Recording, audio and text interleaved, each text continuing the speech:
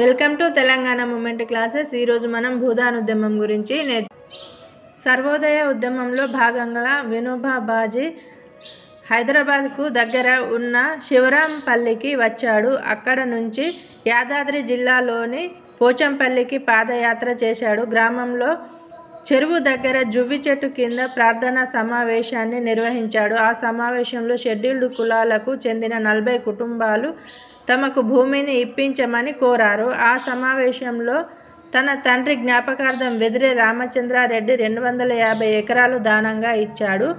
ఇతనే వెదిరే రామచంద్రారెడ్డి. చూడండి, భూమిని దానంగా పొందిన మొదటి వ్యక్తి మైసయ్య.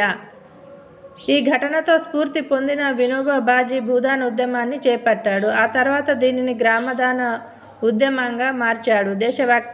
దేశవ్యాప్తంగా 44 లక్షల ఎకరాలు భూమిని